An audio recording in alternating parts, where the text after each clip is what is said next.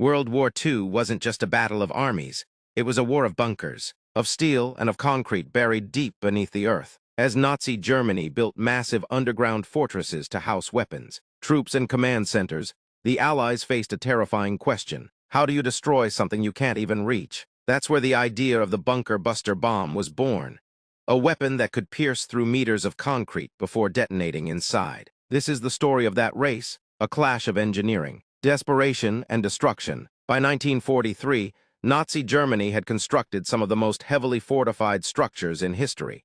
Massive U-boat pens, underground factories, and command bunkers. Some walls were 10 feet thick, built to resist any known bomb at the time. The infamous V-weapon sites in France and Belgium, meant to launch V-1 and V-2 missiles, were buried under reinforced concrete and mountains of earth. Standard Allied bombs simply bounced off. They needed something new, something deeper. The answer came from an unlikely mind, Barnes Wallis, a British engineer who had earlier designed the famous bouncing bomb used in the Dam Busters raid. His next idea, a deep-penetrating earthquake bomb, one that wouldn't explode on contact but would bury itself into the ground, collapse bunkers through seismic shockwaves. The first version was called the Tallboy, a 12,000-pound monster. Later came the Grand Slam, a 22,000-pound giant, the heaviest bomb ever used in war at the time. Meanwhile, the Nazis weren't idle. They had developed a doctrine called Bombenkrieg, or bomb warfare, relying on heavily protected facilities to develop V-1 flying bombs,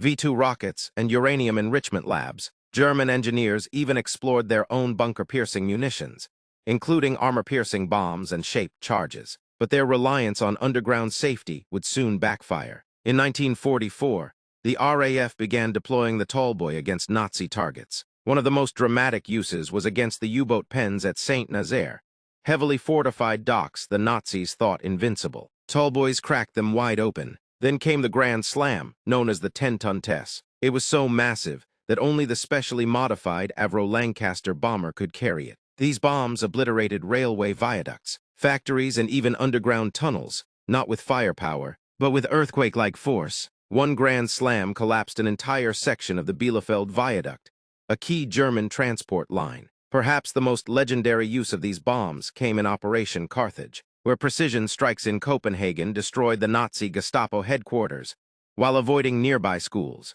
But the most chilling target, the La Couple and Mim-X bunkers, Nazi sites intended to launch V-3 superguns and nuclear-capable rockets. Bunker busters rendered them unusable before they ever fired a shot. The concept didn't die with WWII. In modern warfare, bunker busters evolved from the U.S. GBU-28 used in the Gulf War to today's GBU-57 massive ordnance penetrator, a 30,000-pound weapon that can pierce 200 feet of concrete. And it all traces back to the desperate need to stop Nazi weapons buried underground. From brilliant engineers to courageous pilots, the bunker buster story is one of brains over brute force. It may have stayed